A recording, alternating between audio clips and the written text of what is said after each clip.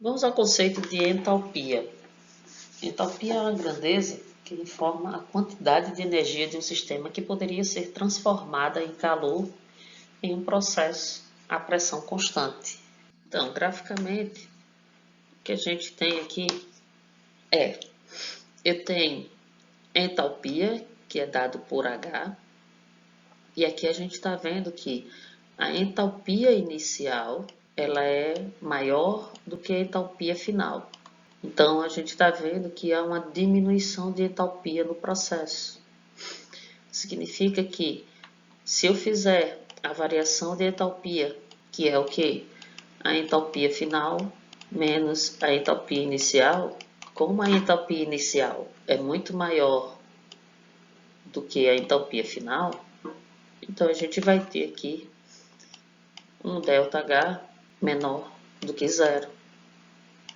Quando o ΔH é menor do que zero, determina que o processo então é exotérmico. Nesse outro gráfico a gente observa que HI é menor do que HF. E aí então, quando eu fizer o ΔH, como HF é maior do que HI, o ΔH aqui terá então um valor positivo. Será então maior do que zero. Sendo positivo maior do que zero, então a gente tem que o processo é endotérmico. Variação de entalpia. Variação de entalpia informa a quantidade de calor trocado pelo sistema, a pressão constante. O sinal do ΔH informa se o processo é exotérmico, conforme a gente viu no gráfico anterior, ou se o processo é endotérmico. Então, se o ΔH tiver valor inferior a zero, o processo será exotérmico. Se o ΔH tiver valor superior a zero, então o processo será endotérmico. Então aqui é fácil observar, por exemplo, o processo de passar a água líquida para a água vapor, que é o processo de vaporização. O ΔH da vaporização é positivo, significa que então esse é um processo endotérmico, que o ΔH é maior do que zero. No processo de fusão, onde a gente tem a passagem do estado sólido para o líquido, também é positivo. Então, processo também endotérmico. Já no processo de liquefação, passando a água do estado de vapor para o líquido, a gente tem aqui o sinal negativo, significa que o ΔH é menor do que zero. Então, este processo é exotérmico, ele libera calor. A mesma coisa se eu passar do estado líquido para o sólido, solidificação. A gente vai ter o processo exotérmico com liberação de calor de menos 7,3 kJ. Aqui a gente tem como se representa uma equação termoquímica, seja numa reação exotérmica ou numa reação endotérmica. Então veja, a gente tem aqui a equação termoquímica que está representando que a transformação do carbono mais o oxigênio em CO2, em gás carbônico, ela promove a liberação de 94 quilocalorias. Significa então que este é um processo exotérmico, porque libera, porque o ΔH é negativo.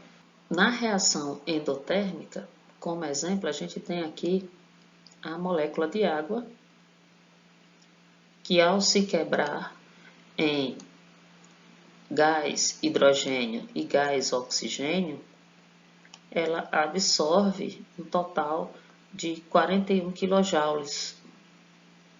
Então, se ela absorve, essa é uma reação endotérmica.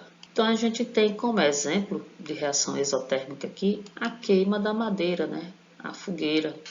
É um processo no qual justamente há uma liberação de calor do sistema da fogueira para o universo, para o ambiente. Reação, então, exotérmica. E como processo endotérmico, a gente tem aqui a roupa no varal, que acaba a água absorvendo o calor do universo, do ambiente, para então promover uma mais rápida evaporação da água do estado líquido para o estado de vapor. Então, esse processo é endotérmico. Alguns exemplos de processos endotérmicos e exotérmicos, a gente tem, por exemplo, a ebulição da água, a água fervendo, é um processo endotérmico, onde a água precisa absorver calor, né, do fogo para poder entrar em ebulição. O processo de fusão da água, né, o gelo derretendo, também é um processo endotérmico, onde o gelo absorve calor do ambiente e começa então a derreter. O processo de fotossíntese e aquelas bolsas de gelo instantâneas, onde a gente tem uma ampola lá dentro contendo uma substância que, ao quebrar, ela entra em contato com outra substância, promovendo então uma reação endotérmica, onde então ela vai absorver calor do universo, no caso do corpo humano, né? Quando você coloca as compressas. Como exemplo de processo exotérmico, a gente tem a queima da vela, processo de combustão, sempre há então liberação de calor do sistema para o universo. A combustão de álcool, derivados de petróleo, como gasolina e óleo diesel nos motores a combustão. A queima do propano, do gás de cozinha, utilizado no fogão. E a liquefação ou condensação da água em ambientes ou sistemas isolados. Vamos ao exercício. Algumas reações químicas se processam espontaneamente, porém outras necessitam absorver energia de uma fonte externa. Caracterize nos diagramas abaixo a variação de entalpia das reações, identificando-as como endotérmicas ou exotérmicas. Então, aqui a gente vai ter HI, porque nesse patamar eu tenho os reagentes, e aqui eu vou ter os produtos, então aqui eu vou ter HF. Então, nesse primeiro gráfico aqui, o que é que a gente observa?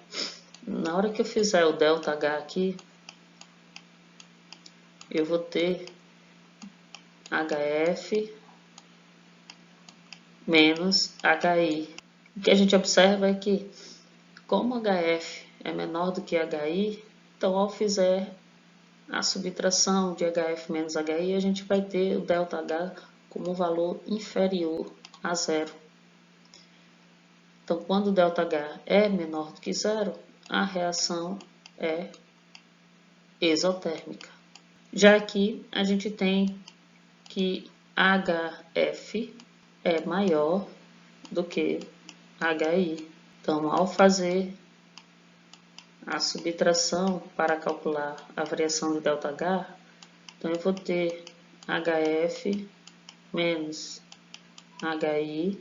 Isso vai me dar um ΔH, como o HF é maior do que HI, vai me dar um ΔH maior do que zero, mostrando então que a reação aqui então é endotérmica.